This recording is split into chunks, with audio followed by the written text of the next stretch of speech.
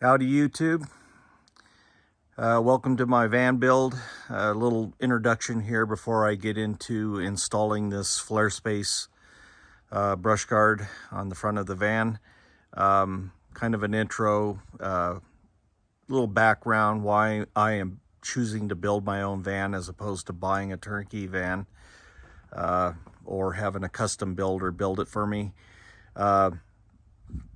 The primary reason is I'm kind of a cheapskate, and I got a chief financial officer, my wife, who is very wisely limited my spending during our marriage. Otherwise, I'd probably be dead broke because I can't manage money like she can. And so anyway, we've gone the full buy route as far as just buying a turnkey. We bought an Airstream Interstate at 2021. Had nothing but problems with that thing. I probably got a lemon. I waited 6 months for it, and then it was in the shop more than we were able to use it. And so the market was up a year. This was a year ago that I sold it. The market was still way up. These vans are red hot. They still are red hot. So I decided to cut my losses and sell it, and I sold it back to the dealer for a good sum of money. I mean, I lost a lot of money on it, but it left a bad taste in my mouth. And anyway, the dealer fixed it, did all the warranty repairs, and actually sold it for more than I paid for it. So everybody was happy, I guess, in the end. And I turned around, I bought this 2023 all-wheel drive, because that was the other thing. I need all-wheel drive here, and that was a two-wheel drive, and it was the max wheelbase extended. It was huge, and I just don't need that.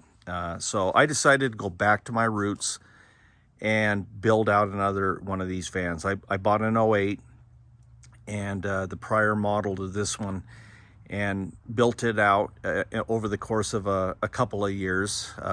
I was working at the time, so it took me a lot longer to build it, and there was a move or two in there too. We move around a lot. So anyway, now I've got my shop set up here in Montana, and I'm going to go for it. And the reason being, yeah, I want to save a lot of money, and I don't need a full-fledged maxed out with all the latest high-tech gadgets. I'm just going to keep this build simple, and hopefully you guys, if you follow along, can get a few tips and learn from my mistakes or whatever. I'm pretty confident. I got a good shop, and I've got quite a few skills, and I think when you first start looking at these, you've got your choice of building it out yourself, or buying a turnkey, or commissioning a builder to construct one of these for you. And you're looking at, if you buy turnkey or have a custom built one, you're looking at probably $200,000 around that. So it's a big investment, and my budget for this is $105,000, and I spent $70 on the van, and about $35,000 is what we've got budgeted to build this. And so far, I've got most of my parts, and I'm well below that number. Some careful shopping and whatever. And anyway, I think I can do it for $105,000 for a brand new 2023. It's going to be more basic. It's not, when I say that, I don't mean it's not going to have all the bells and whistles like some of these built-out vans are. It's just more to go wrong, and all that tech, when it's not working, like on my Airstream, it's not fun, okay? And anyway, I will get on to installing the bumper, or not installing it, just kind of going over what I did. And here's the instruction manual. You can see it's quite a document.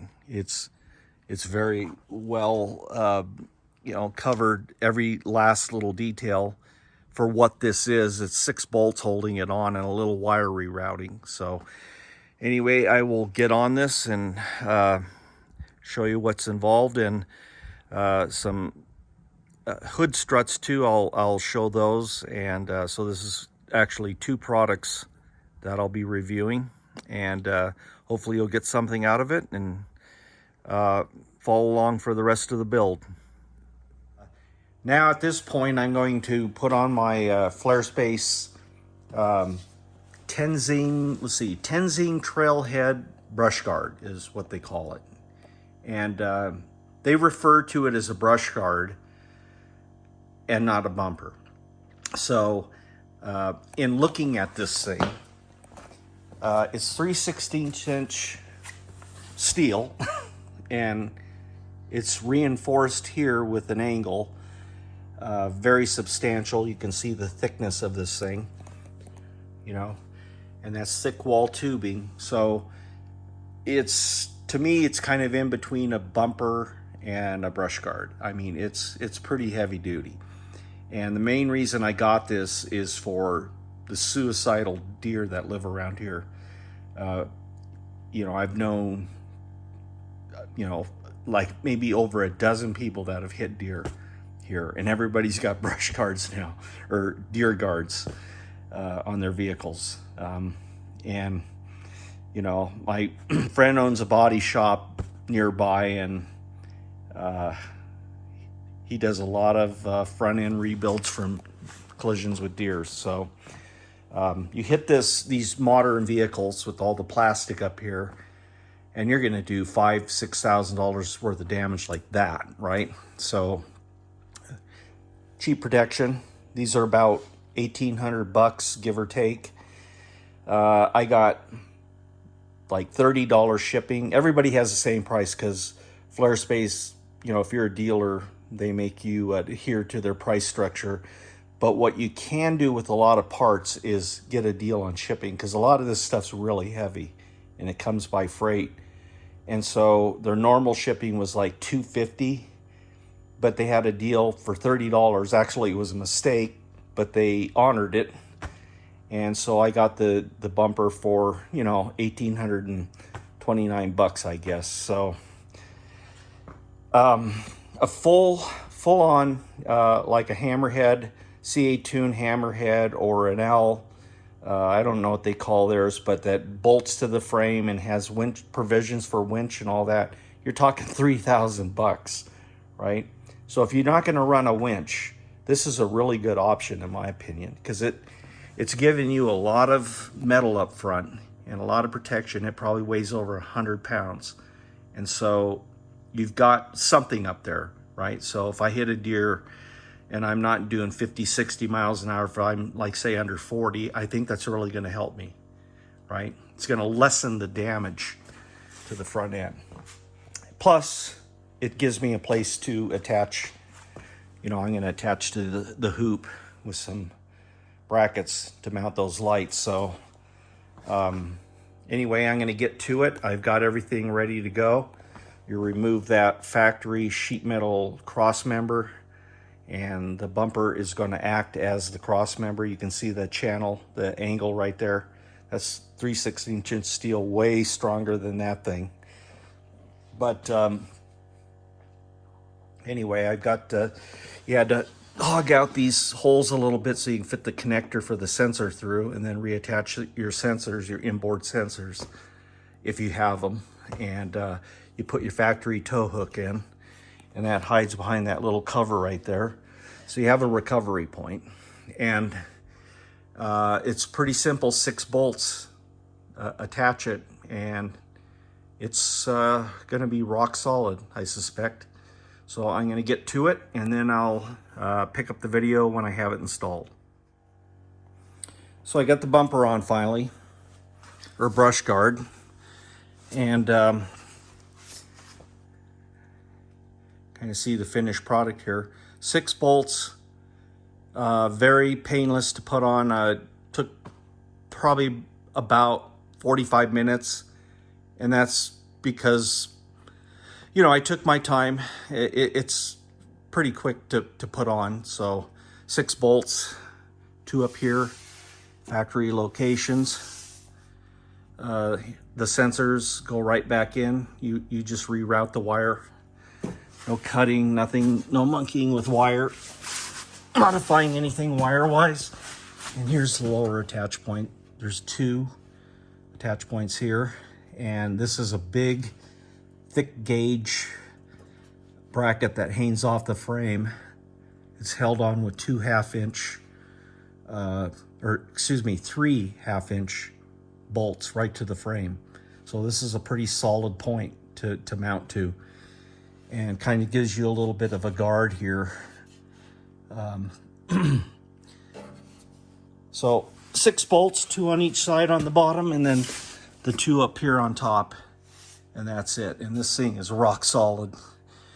So it ought to afford me some protection against the suicidal deer that are all over here just like rabbits.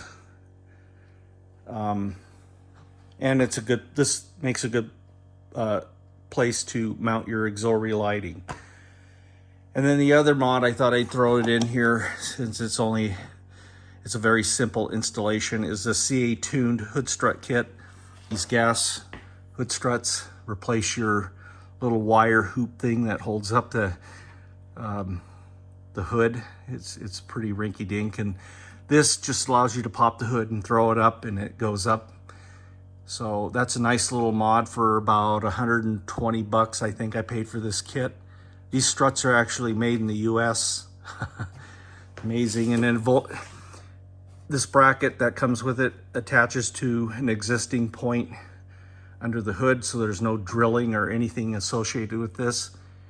And it goes on lickety split, 10 minutes. And I think it's a good little mod for 120 bucks. So there it is. There's the company right here, Flarespace. This is just a little cover that goes right there. And then here's your factory toe point right there. So anyway, that's this mod. Check that box off. And okay, here's the final summary of this Flarespace, what I think of it, and I'll show you some eye candy. You know, if you're thinking about getting some protection for the front of your Sprinter, which isn't a bad idea, and you're not going to be running a winch. I think this Flarespace Tenzing Trailhead Brushguard, technical name, will do you fine. You can see it's very well developed as far as following the contour of the body. It's very, very form-fitting, and it looks good, right? Really changes the look of this thing.